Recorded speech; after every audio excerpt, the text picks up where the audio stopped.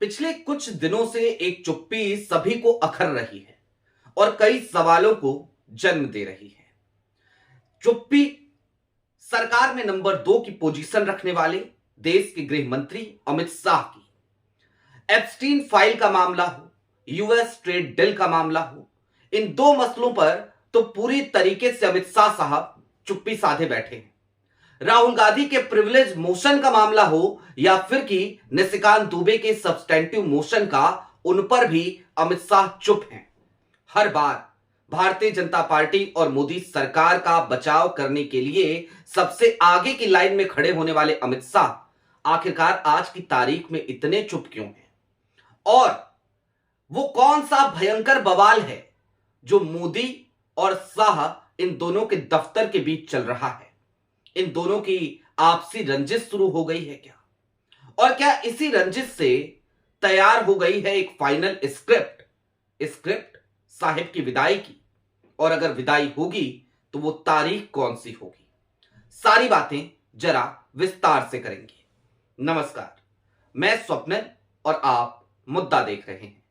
दोस्तों, आगे बढ़ें उससे पहले वही छोटी सी अपील। मुद्दा इन दिनों एक गंभीर आर्थिक संकट से जूझ रहा है। एक तरफ हमारे मेन बैंक अकाउंट्स फ्रीज चल रहे हैं, तो दूसरी तरफ हमारे 2.5 साल पुराने चैनल को हमसे लंबे समय तक छीन कर रखा गया था। ऐसे में डे टू डे ऑपरेशंस में मुद्दा को काफी मुश्किलों का सामना करना पड़ता है। लिहाजा आपसे गुजारिश है, यदि आप चाहें तो स्क्रीन पर दिख रहे क्यूआर कोड या फिर के नीचे दिख रहे यूपीआई नंबर के जरिए मुद्दा की छोटी छोटी मदद जरूर कीजिएगा, ताकि हमारी बेबाकी यूं ही बदस्तूर जारी रहे। अब आगे बढ़ते हैं।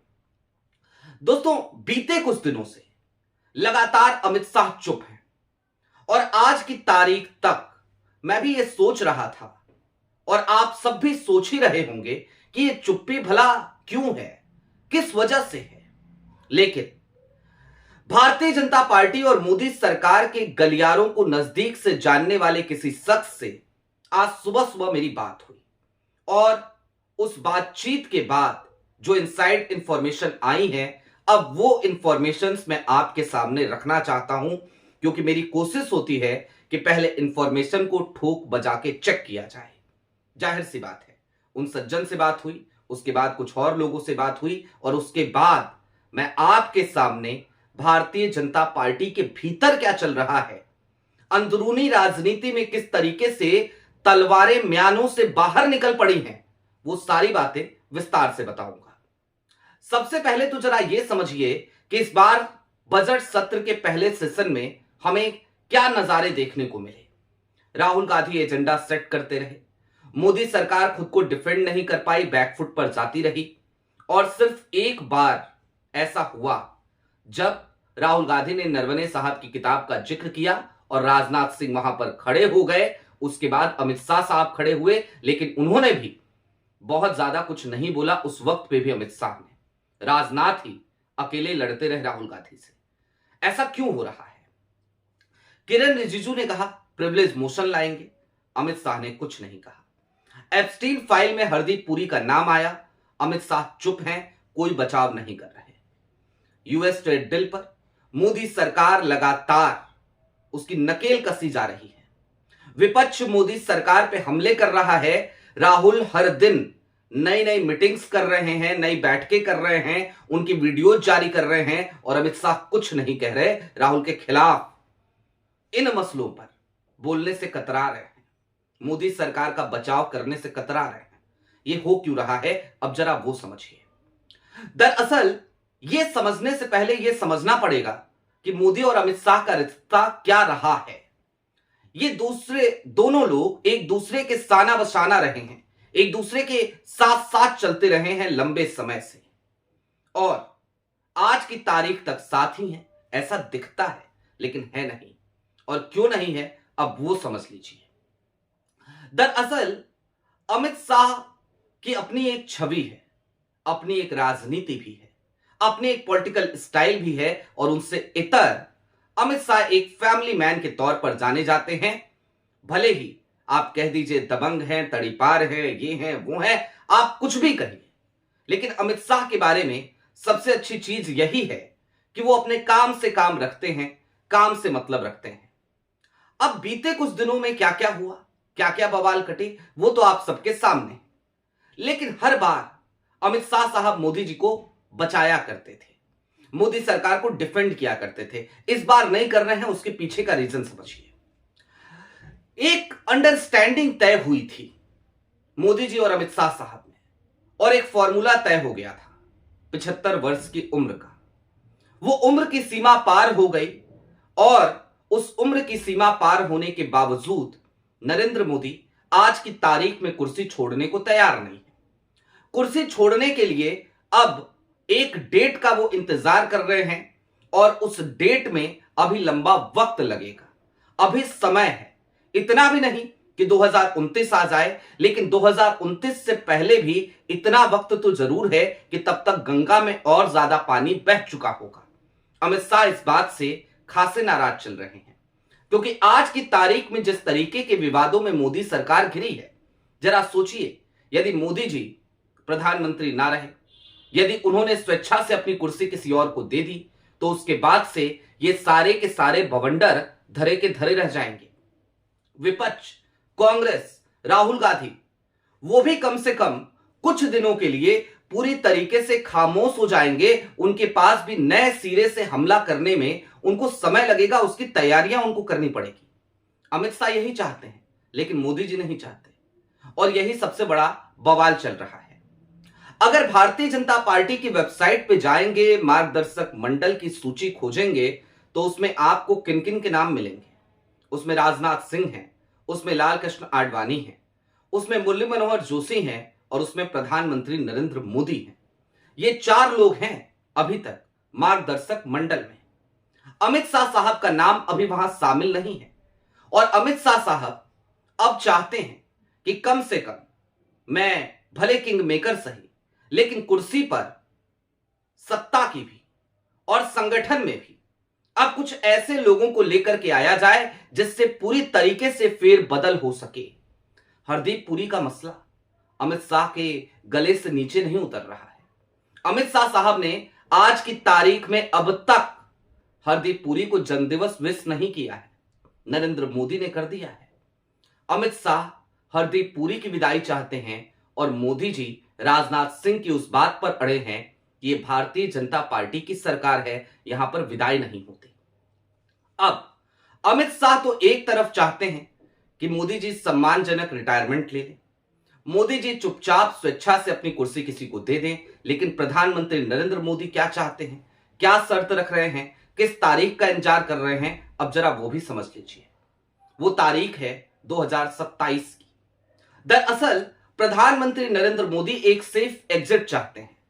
वो चाहते हैं कि 2027 में राष्ट्रपति के जब चुनाव हो, तब सम्मानजनक तरीके से वो उस पद की तरफ आगे बढ़ जाएं और अपनी प्रधानमंत्री की कुर्सी को वैकेंट कर दे, खाली कर दें, किसी और का नाम वहां पर आ जाए, वो चाहे अमित शाह का हो, या फिर कि किसी और का, या हेमंता का, या फिर कि योगी का। लेकिन अमित शाह ऐसा नहीं चाहते। नरेंद्र मोदी क्यों चाहते हैं? क्योंकि नरेंद्र मोदी को चाहिए एक सेफ एग्जिट, एक विशेषाधिकार, एक इम्यूनिटी, एक प्रोटेक्शन। और ये प्रोटेक्शन किस चीज के मद्देनजर? जाहिर सी बात है, बीते कुछ दिनों में जिस तरीके के आरोप मोदी सरकार पर लगे हैं, प्रधानमंत्री नरेंद्र मोदी पर लगे हैं, किसी और की सरकार आते ही मोदी जी के ऊपर बहुत सारे तलवार लटक रहे होंगे। ऐसे में प्रधानमंत्री नरेंद्र मोदी उन झमेलों से बचना चाहते हैं। लेकिन अमित शाह वो तो सीधे तौर पर यह चाहते हैं कि किसी एक व्यक्ति की वजह से पूरी की पूरी पार्टी का जो बीते 11-12 सालों में बेस तैयार हुआ है, जिस तरीके से भारतीय जनता पार्टी को अमित शाह ने मजबूत बनाया है, दुनिया की सबसे बड़ी पार्टी होने का आज भाजपा दम भर पाती है। कम से कम वो छवि खंडित ना हो, कम से कम वो छवि खराब ना हो, कम से कम पार्टी फिर से गर्त में ना चली जाए। लेकिन नरेंद्र मोदी यहां पर अपने स्वार्थ के वशीभूत होकर पार्टी का बंटाधार होता रहे, पार्टी की छवि खंडित होती रहे, वो सिर्फ और सिर्फ खुद को बचाने में लगे हैं। अमित शाह साहब की यहीं पर सबसे बड़ी नाराजगी है। अब जरा याद कीजिए कुछ और चीजों को। अमित शाह बार बार बहुत सारे इशारे कर चुके हैं। मसलन शंकराचार्य का जब अपमान हुआ तो अमित शाह साहब गुजरात में थे, और गुजरात में सिर्फ थे नहीं, वहां पर उन्होंने एक बयान दिया। उन्होंने कहा कि सनातन का अपमान करने वाली सरकार कभी भी सत्ता में वापसी नहीं कर पाएगी। यह बयान किसके लिए था? क्या सिर्फ योगी आदित्यनाथ के लिए, या फिर कि प्रधानमंत्री नरेंद्र मोदी के लिए भी? जाहिर सी बात है, उस वक्त तक यह भी तय हो चुका था कि अब प्रधानमंत्री कार्यालय का नया नाम होगा सेवा तीर्थ। तीर्थ सनातन का एक ऐसा शब्द जिसे अब प्रधानमंत्री नरेंद्र मोदी के कार्यालय के आगे भी चस्पा कर दिया गया है। तीर्थ क्या होता है? तीर्थ वो होता है जहां पर भगवान रहते हैं। तीर्थ वो होता है जहां पर ईश्वर रहते हैं। तो क्या प्रधानमंत्री नरेंद्र मोदी, जो खुद को नॉन बायोलॉजिकल कहते हैं, वो वाकई में खुद को अवतार मान चुके हैं? वो वाकई में खुद को ईश्वर मान चुके हैं? जाहिर सी बात है, इन तमाम चीजों से अमित शाह इत्तेफाक नहीं रखते, और ये जंग यहीं तक सीमित नहीं रहने वाली।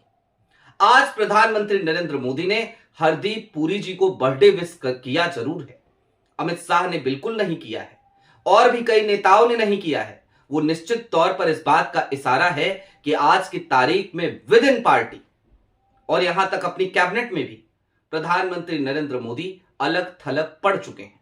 हरदीप पुरी का बचाव क्यों कर रहे हैं, ये तो नरेंद्र मोदी ही बता सकते हैं, लेकिन बाकी लोग वो हरदीप पुरी को बचाने के फेवर में नहीं है। वो सीधे तौर पर हरदीप पुरी का इस्तीफा चाहते हैं, और अमित शाह साहब तो अब प्रधानमंत्री नरेंद्र मोदी का भी रिटायरमेंट चाहते हैं। लेकिन मोदी जी वो कहते हैं ना, दिल मांगे मोर। परीक्षा पे चर्चा के दौरान कह दिया कि मैं बीता हुआ समय नहीं देखता, मैं तो आगे आने वाले 25 साल और देख रहा हूं। जाहिर सी बात है, ये सत्ता के बीच का संघर्ष है, सत्ता में बैठे लोगों के बीच का संघर्ष है, और इस संघर्ष की परिणति मोदी सरकार की किरकिरी कराते हुए ही होगी, भारतीय जनता पार्टी को गर्त में डालते हुए ही होगी। लक्षण वही नजर आ रहे हैं। बहरहाल 2027 की डेट तो है, लेकिन क्या उससे पहले कोई और स्क्रिप्ट तैयार हो जाएगी? क्योंकि विदाई की फाइनल स्क्रिप्ट तो मोदी जी ने अपनी तैयार कर रखी है, लेकिन अमित शाह के तेवर ये बता रहे हैं कि वो उस समय तक इंतजार नहीं करने वाले। आपकी क्या राय है, कमेंट बॉक्स में जरूर बताइएगा। अभी के लिए दीजिए इजाजत। चलते चलते फिर वही अपील, चैनल पे नए हो तो सब्सक्राइब करते हुए जाइएगा, सक्षम हो तो छोटी छोटी मदद मुद्दा की जरूर कीजिएगा। बहुत शुक्रिया।